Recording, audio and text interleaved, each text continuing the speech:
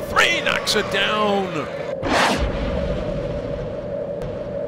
The Dons are going to the championship round. Both Z and Taylor could be anywhere in the country. They're fantastic players, great people, and when they came to USF, they came specifically to build a program and to build a program with us. And I'm very proud of the working relationship that we've had over these last 3 years, and I'm very excited about their senior year and what's in store, for them, because to have that type of buy-in and go through the tough times with them and also be able to enjoy last season. They have a lot of confidence now, and it's exciting to see. Not only are they confident, but they're also working very, very hard. And when your best players are your hardest workers, that's generally when you're successful. And so I'm happy for both of them, and I really and truly hope that they have great seasons this year.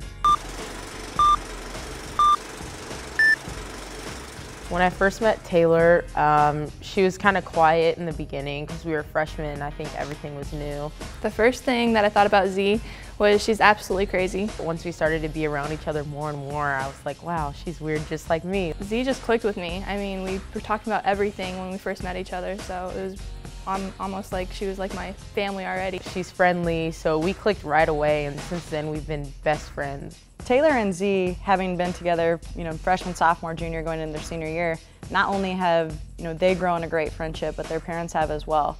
And, both sides, Taylor's parents, Z's parents, phenomenal people that have been nothing but supportive to our program. Z was the type of player when she first got to USF that was very aware that she had a lot of room to grow. And anytime you have a player that has a vision of, where they want to go as a coach, it's my responsibility to make sure she gets there. And with Z, she's the type of person that what you see is what you get. So talk about a fun player to work extra with, and it's seeing where she was to where she is now is absolutely because of her work ethic.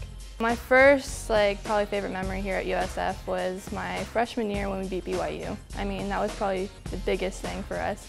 I mean, coming in as freshmen, you're playing one of the top teams in our conference, and no one had any clue USF was going to be on top. And so I think that was one of the biggest moments my freshman year, but probably my most memorable is definitely last year when we went to the championship game against BYU in the WCC tournament. Being at the tournament last year in Vegas, going as far as we did, even though we didn't win, I still got the chills at the end because I was just like, wow, we went this far. We got all the way up to the championship last year, but we still didn't have that, that extra step that we needed. So I think what it's going to take this year is just mentally and physically working every single day harder than that opponent. We can't take one day off. We can't take 1 second off. Sometimes we're going to be crying. Sometimes we're going to be fighting. There's going to be blood, sweat, and tears, but I think it's just going to take that work. And Coach AZ always talks about embracing the work, and I think we're going to have to embrace every single day of work in order to win.